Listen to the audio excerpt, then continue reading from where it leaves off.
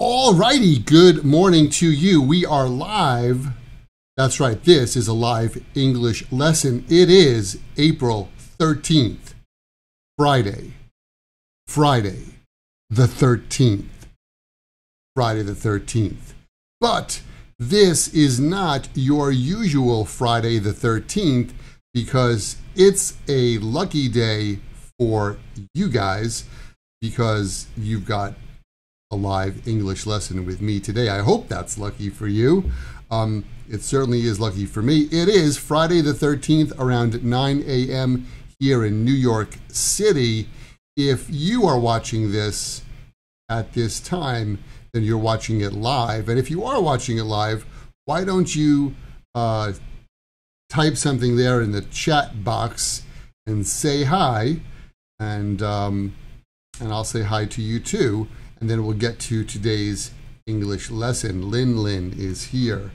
Good morning, or maybe good evening where you are. It's finally, Tanya, hi, welcome. Thanks for joining us. It's finally spring.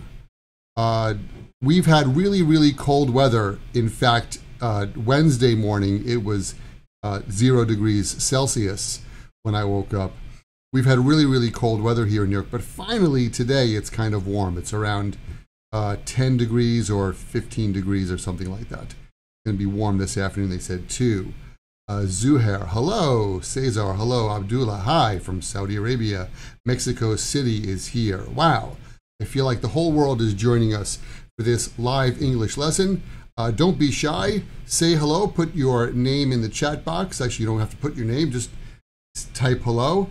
Don't forget, you can always visit myhappyenglish.com, where I've got around 1,000 free English lessons. No, almost 2,000 by now. Free English lessons for you guys, videos, podcasts, all that sort of stuff. Check it out. So, as I said earlier, today is Friday the 13th. Is that an unlucky day in your country? Why don't you let us know? Leave some comment in the chat. Deep Kundu, how are you doing? I'm doing super. I'm really doing super today. It is Friday. The weekend is coming.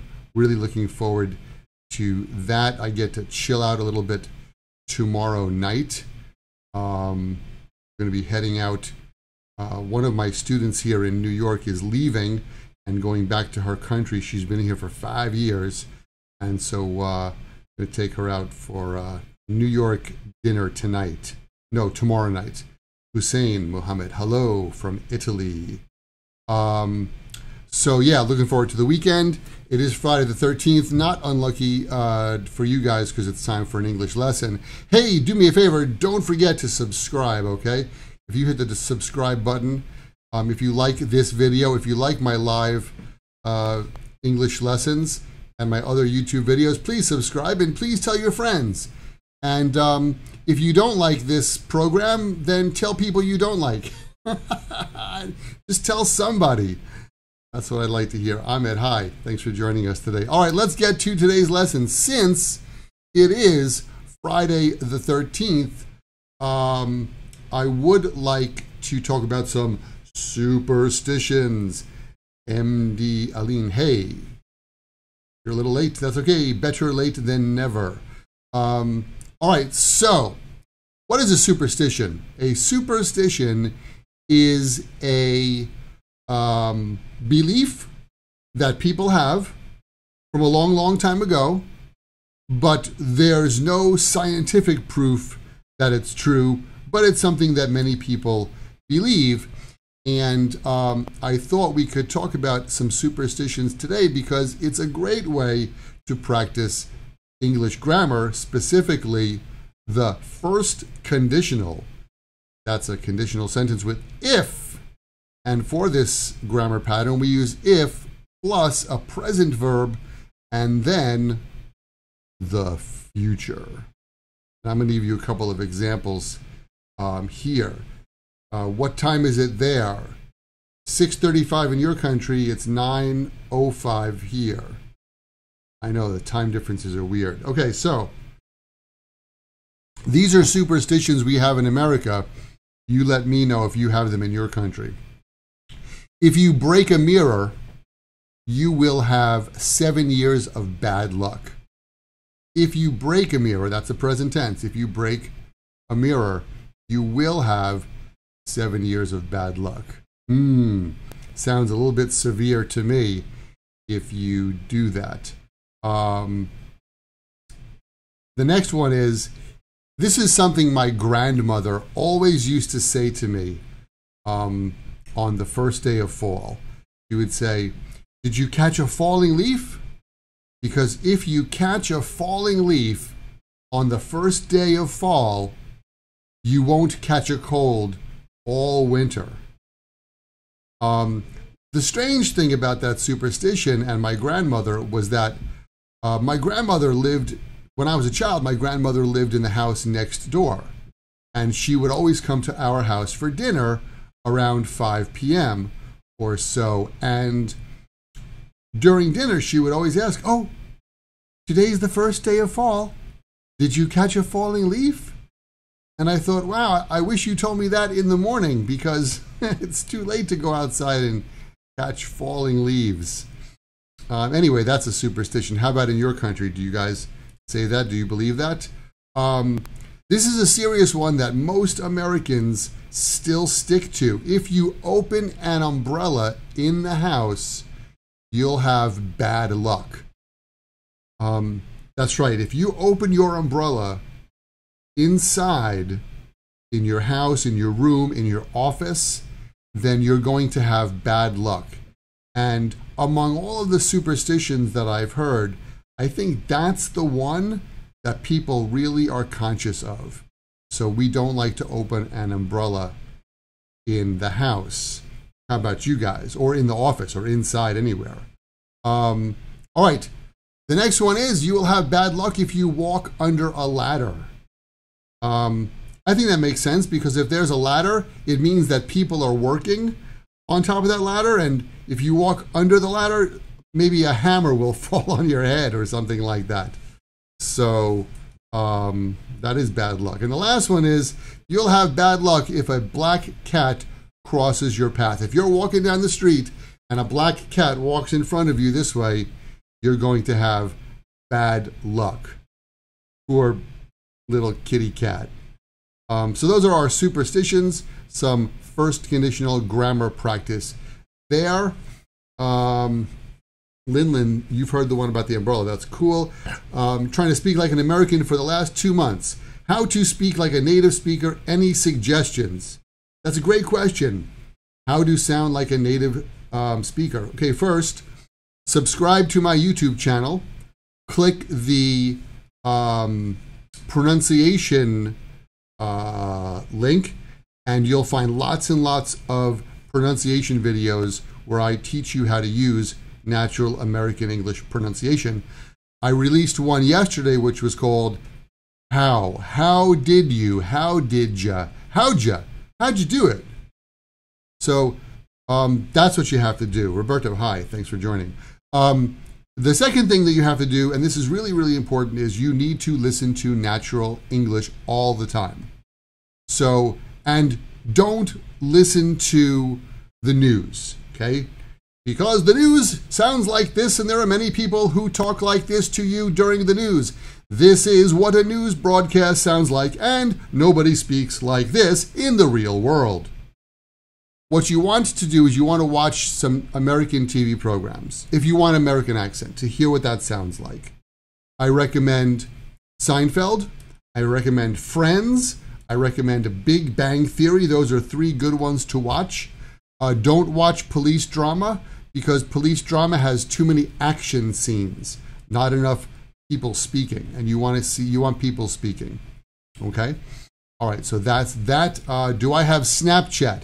I do have Snapchat, but I do not use Snapchat because I use about 8 other kinds of social media, and I can't keep up with Snapchat. So I have it, but I don't use it. Thanks for asking. Okay, next up, I want to talk about some phrasal verbs. Phrasal verbs are always tough to remember, but they're good to remember and good to learn, because phrasal verbs make your language sound more natural. And here we go. The first one is not a phrasal verb, it's just an idiom. It's the be verb and off. I'm off tomorrow. I am off. I'm off tomorrow means I'm not working. So if you're off, if you say I am off, it means either you don't have school or you don't have work that day. I'm off. I'm off tomorrow, so I can sleep in.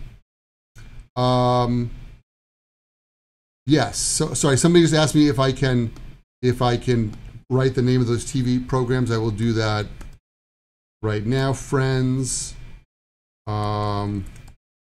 Seinfeld, Big Bang Theory. I put those in the chat box right now. Those are the three TV programs that I would recommend. Friends, Friends is the TV program Friends. It's a little bit old, but it's really, really great for studying English. So I think you'll like that one. Okay, so let's continue. Bug off. Bug. A bug is an insect. That's right. And those insects that fly around you are annoying, okay? And they bother you. So if someone is bothering you, you can say, hey, bug off. Bug off means go away. And here's my example. I had to study, so I told those kids to bug off. Right? That's bug off. Okay, cross off. A lot of people have a to-do list, right? It's your list of things to do today, and if you do something and you check it or you put a line through it, you can say, I crossed off that thing. So I finally crossed off everything from my list. Cross off. Doze off. Oh, sorry. I just dozed off. If you doze off, it means you fall asleep unexpectedly. You weren't planning to sleep, but you just suddenly fell asleep. I dozed off at 9:30 last night. It wasn't my plan, but I'm glad I did. All right, doze off. Drop off. You bring something or somebody to a place, and then that thing or that person stays in that place. We can say drop off. I dropped off my shirts at the dry cleaner. You can also drop off someone somewhere. I dropped off my sister at the airport. Okay, that's another possibility. So that's drop off. Okay, what else? Goof off. This is a great phrase, goof off. Goof is an adjective that can be used to describe someone who's not serious or a little bit lazy. And so we use goof off as a verb, and goof off, if you goof off, it means you're not doing what you're supposed to be doing. So here's my example here. Jack usually goofs off in the office. It means instead of working, Jack is checking his YouTube videos or looking at Facebook or doing something like that. So he's not doing what he's responsible to do. He's not doing his work. He's goofing off. I hope you don't know anybody who goofs off. All right, kick off. Kick off. This is a phrasal verb that kick off. This is a phrasal verb that comes from football, from sports. Deep is leaving us. See you, Deep. Good luck in your job today. Kickoff comes from football. To start the play, they kick the ball. One team kicks the ball to the next team, and that's called a kickoff, and that starts the play. So we use kickoff when we begin an event. You can kick off a party, kick off a meeting, kick off a game, all right? So any kind of event, you can say kick off. And here's my example. We kicked off the meeting at 10 o'clock. kickoff. I kicked off this lesson at 9 o'clock, and next Tuesday, I'm going to kick off an English lesson at 12:30 p.m. New York time. All right. And then the last one is start off. And we usually use start off something with something. Start off talks about how you begin. So I started off this lesson with superstitions. In some countries, they start off dinner with soup, or they start off dinner with salad. In a company, you might start off a meeting with a speech. So start off something with something, that's the phrasal verb. So I started off this lesson with superstitions, and I ended off, because we use end off, I didn't write that, but I'm going to tell you, I ended off this lesson with phrasal verbs. So that's that. And that, my friends, brings us to the end of this English lesson. Shweta, hi, thanks for joining us. Hey, thank you so much, everyone, for joining me today for this English lesson. Don't forget to subscribe. I would really appreciate that if you would subscribe to this channel. And if you like this YouTube channel and my lessons, please tell your friends. Alrighty, that's it for today's English lesson. Thank you so much. I hope that your Friday the 13th is lucky. And I hope you guys have a great weekend. I'll be back over the weekend with another YouTube video and a podcast, and another live English lesson next week on Tuesday. That's it for me. Listen, you guys have a great day. Have a wonderful weekend, and good luck on Friday the 13th. Thanks for watching. Bye, guys.